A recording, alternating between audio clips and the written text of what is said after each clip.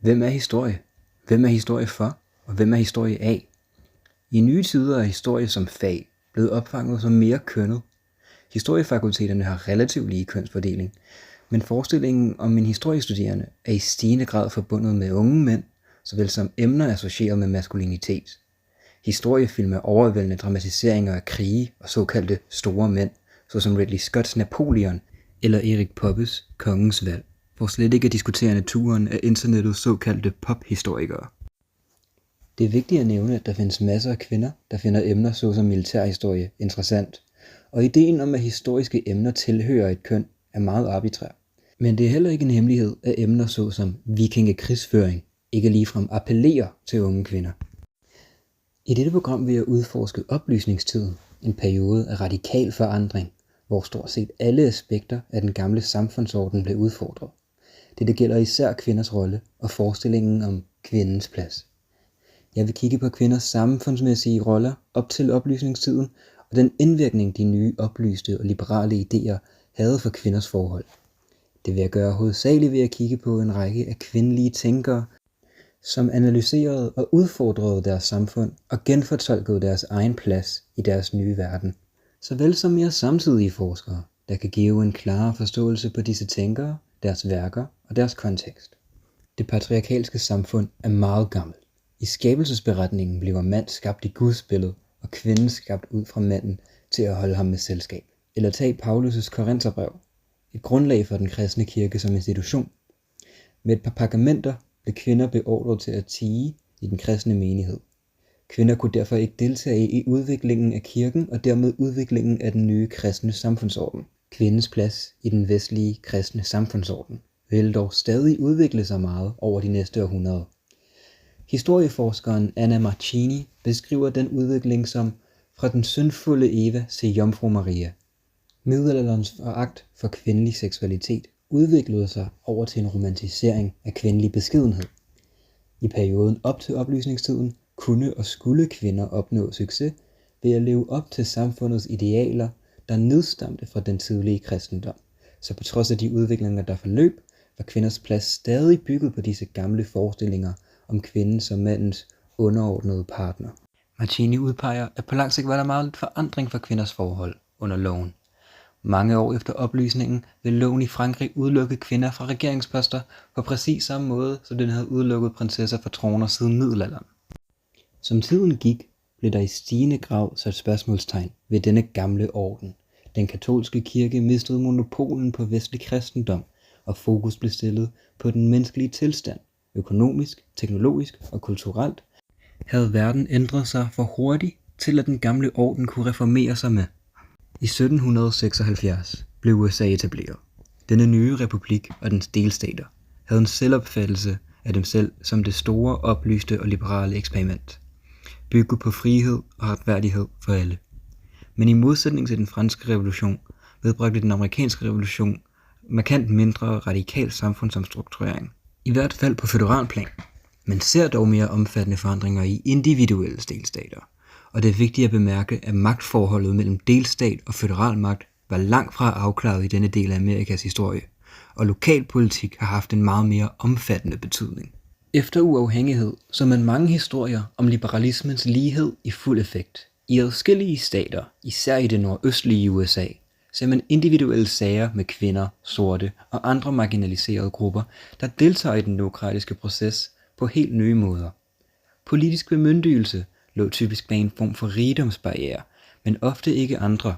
Det var stadig de færreste kvinder, der kunne deltage, og disse kvindelige vælgere udgjorde en lille minoritet. Men det er stadig et fænomen, vi ser gentaget flere steder, og en refleksion af en helt nyt forhold mellem vestlige kvinder og deres samfund. Dette galt især New Jersey, hvor kvinder kunne stemme helt fra 1776. Men New Jersey skiller sig ud for at gøre det eksplicit. New Jersey indskriver ordene hans eller hendes ret til at stemme ind i sin grundlov. Der var meget specifikke krav for kvinder, men det gjorde det nemt for kvinder at fungere som en forenet vælgerblok. New Jerseys kvinder kunne dermed udøve en betydningsfuld politisk magt inden for deres nye systems rammer, eftersom tætte løb kunne blive afgjort af de 8-9% af vælgere, der var kvinder. New Jerseys kvinder blev dog politisk umyndiggjort i 1807 efter en valgreform. Dette var en skæbne, man ser med mange liberale i dyder. En fase af eksperimentation, efterfulgt af en reaktionær modbevægelse.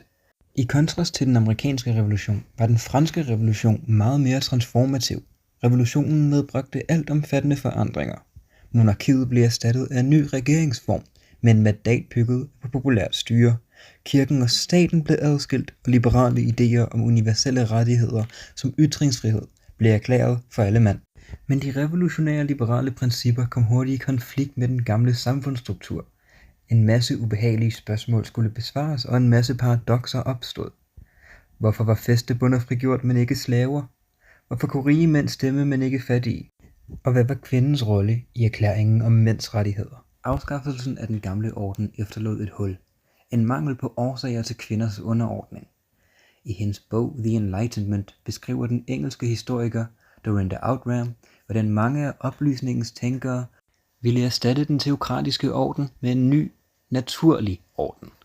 Derfor så man en række af pseudovidenskabelige argumenter for kvindens plads. Outram beskriver, hvordan kvinder nærmest blev set som en anden race af væsen. Kvinder var af natur egnet som husholder og mor.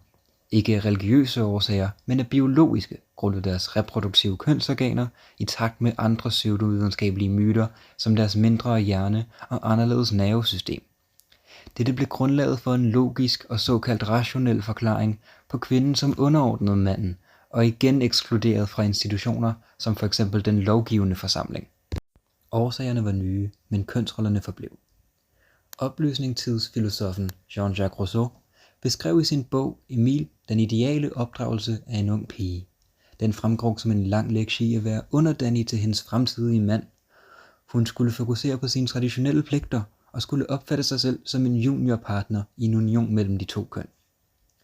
Andre tænkere prøvede at genfortolke den traditionelle kvindelige plads som et liberalt republikansk idyl.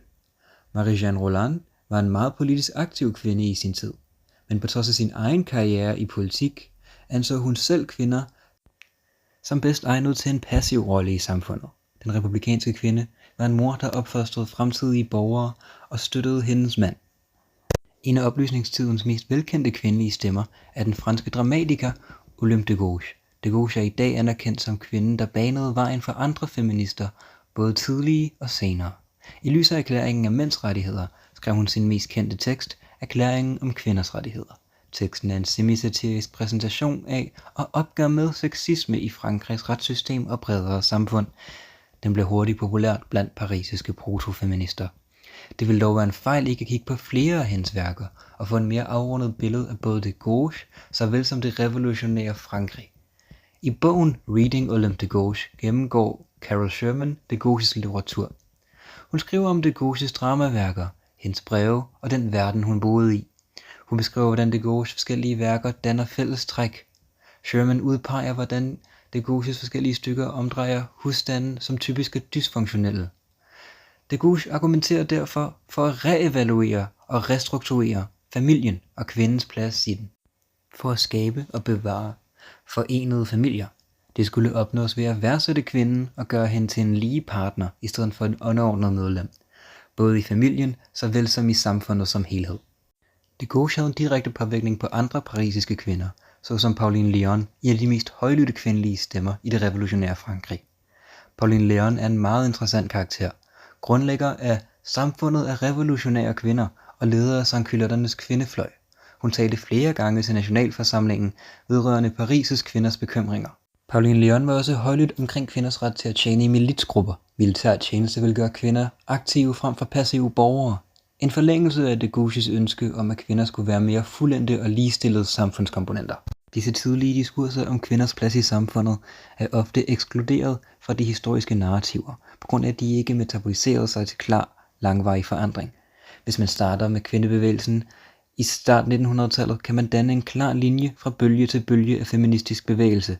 Men gør man det, mister man 150 års hver historie om frihed og retfærdighed.